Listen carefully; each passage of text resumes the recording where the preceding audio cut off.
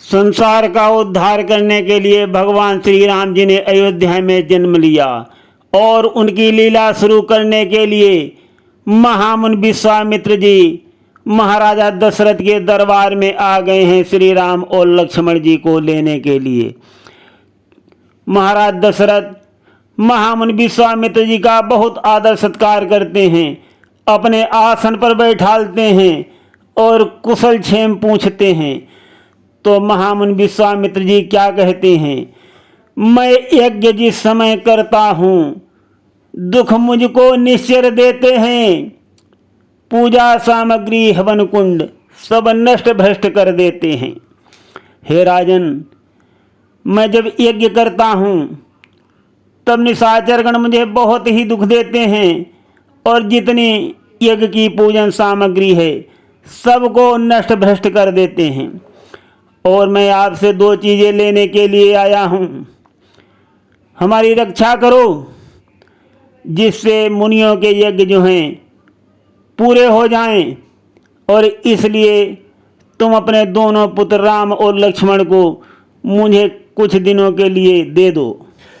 श्री राम और लक्ष्मण को मांगने की महामुनि की बात को सुनकर महाराज दशरथ जी जो हैं बहुत ही व्याकुल हो जाते हैं और बहुत दुखी होते हैं। दीन बन करके हाथ जोड़ करके क्या कहते हैं कि हे मुनिवर, दोनों बालक हैं, बहुत भोले भाले हैं और नादान हैं, ओरड़ की विद्या नहीं जानते। महाराज दशरथ जी कहते हैं, लो राजपाट संपत्ति सेना ये सब देना दुश्वार नहीं, आज्ञा हो मैं साथ चलूं कुछ इसमें भी इनकार नहीं। हे स्वामी, सभी समर्पण है, जितने साधन हैं शासन के, पर प्रभु विचार के वचन कहो, सुत चारों हैं चौथेपन के। जैसे ही महाराज दशरथ जी ने कहा महामुनि बहुत गुस्सा हो गए, उनके नेत्र जो हैं वो लाल हो गए, बहुत क्रोध आ गया उनको और बोले कि चौथापन क्या होता है राजन, समझे हो इसका मतलब। चौथेपन में आदमी जो है संन्यास ले लेता है, ईश्वर का भजन करता है, और तुम चौथेपन में भी माया में रमे हुए हो। महामुनि कहते हैं, दशरथ तुम जैसे राजा को इतनी बच्चों पर ममता है, जा चुकी जवानी दीवानी, फिर भी माया में भ्रमता है। उपकार संत का करने में इतना विलंब, इतनी अड़चन, कुछ दिन को उनके देने में इतनी बातें, इतनी उलझन।